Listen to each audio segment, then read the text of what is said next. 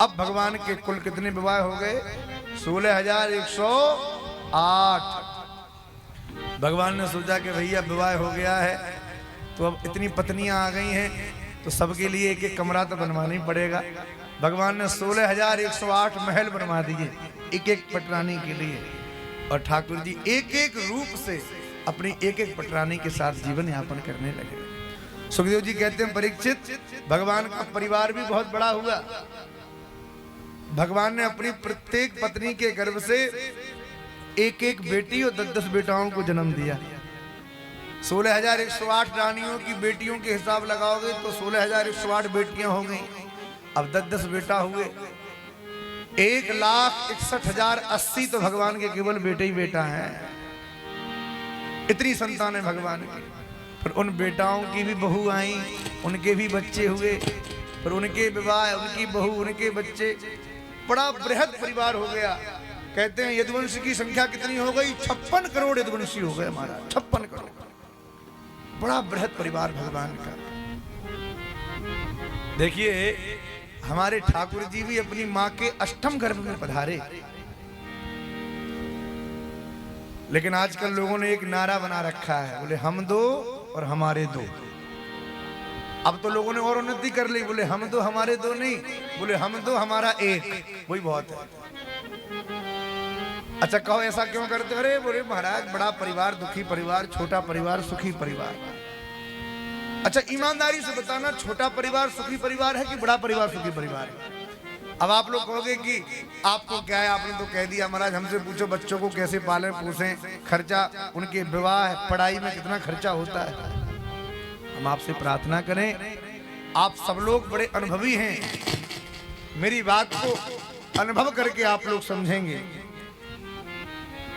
छोटा परिवार लोग कहते हैं सुखी परिवार, लेकिन आज की स्थिति में छोटा परिवार जितना दुखी है उतना बड़ा परिवार दुखी नहीं है।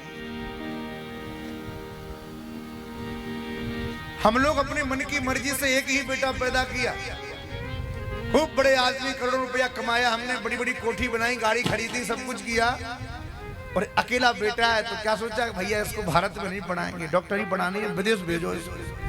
अब अकेले बेटे को हमने विदेश भेज दिया पढ़ने के लिए। संस्कार तो हमने दिए नहीं, दाम पैसा खूब खर्च किया। अब बिना संस्कार से युक्त वह बेटा जब विदेश में पढ़ाई करने के लिए जाएगा तो आपसे हम पूछना चाहते हैं, वहां अरे भारत में रह के तो बच्चों को लोग संभाल नहीं पाते, विदेश में अकेला बेटा तुम्हारा रहेगा, आप कितना संभालोगे उसे? और विदेश में जाके किसी विदेशी महिला से ही महाराज प्रेम हो गया, वहीं विवाह कर लिया। बेचारे माता पिता घर में 4-4 आंसू बहा रहे हैं, अरे महाराज एक ही बेटा था, जब से गया लौट के ही नहीं आया। और एक गरीब बाप जिसके 2-4 बेटा हो, 1-2 बेटियां हो, ऐसा परिवार प्रकट करने वाला, घर को चलाने वाला वो गरीब बेटा, गरीब बाप सुबह से शाम तक मेहनत मजदूरी करता है, धन कमाता है, अपने परिवार को दाल रोटी सूखी रोटी खिलाता है, पालता है, बड़ा करता है। और उस परिवार की जितनी भी बेटियां हैं भगवान की कृपा से उनको भी अच्छे घर मिल जाते हैं।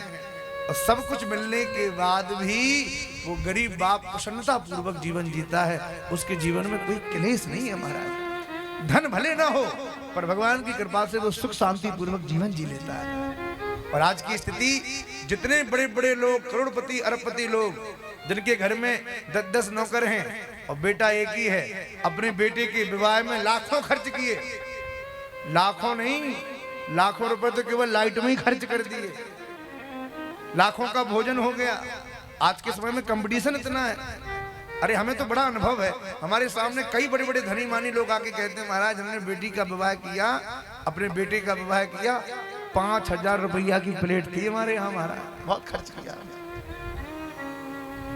आज के समय में शादी विवाह में धन का जितना दुरुपयोग किया जाता है उतना लोग कर रहे हैं। हम आपसे बड़े ब्रह्मता पूर्वक बात कहना चाहते हैं, एक बड़े व्यक्ति के बेटा बेटी के विवाह में खर्च की तो छोड़ो, उसके विवाह में जितना बर्बाद होता है ना, 5,000 की प्लेट आपने कैटरिंग वाले को ऑर्डर दे दिया आपने, और आपने इतना भोजन बनवा के रख दिया कि खाने वाले खा भी नहीं पा रहे हैं। दूसरे दिन विवाह के बाद जब देखते हैं ना तो वही भोजन सड़क के किनारे पड़ा रहता है, महाराज सुअर कुत्ते उसको खाते ढूंढते हैं। एक धनी मानी व्यक्ति के बच्चों के विवाह में किए गए खर्च की बर्बादी को यदि हम जोड़ें तो उस बर्बादी से एक गरीब बेटा बेटी का विवाह पूरा हो जाएगा। केवल बर्बादी मात्र को दी हम जोड़, धन को तो छोड़ दो।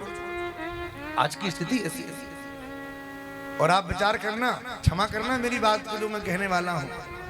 एक बड़े बाप की बेटा बेटी जो सोने की चम्मच लेके प्रकट हुए, करोड़ों खर्च करने के बाद विवाह भी करता है, और विवाह के बाद आज की स्थिति ऐसी है कि विवाह के बाद वो बेटा बेटी एक साल भी साथ में नहीं रहते। एक साल नहीं हो पाता और बेटी की तरफ से कहीं तलाक के कागज तैयार करवाने पड़ते हैं और कहीं बेटे की तरफ से करवाने पड़ते हैं। और एक गरीब बाप अपनी बेटी के संबंध को किसी गरीब घर में करता है, पूरा जीवन वो बेटी संबंध निभाती है और पूरे जीवन सुख शांति के साथ जीवन जीती है। अब बताइए, आप बड़ा परिवार सुखी परिवार है कि छोटा परिवार सुखी परिवार? ये निर्णय करने वाले हम और आप होते कौन हैं? भगवान की कृपा यदि हमारे ऊपर है और यदि हमारे संतान हैं तो भैया हम पाल पोस के बड़ा करें। अरे आप कौन पालने वाले, सब कुछ करने वाले हमारे ठाकुर जी हैं महाराज। सब कुछ भगवान कर रहे हैं।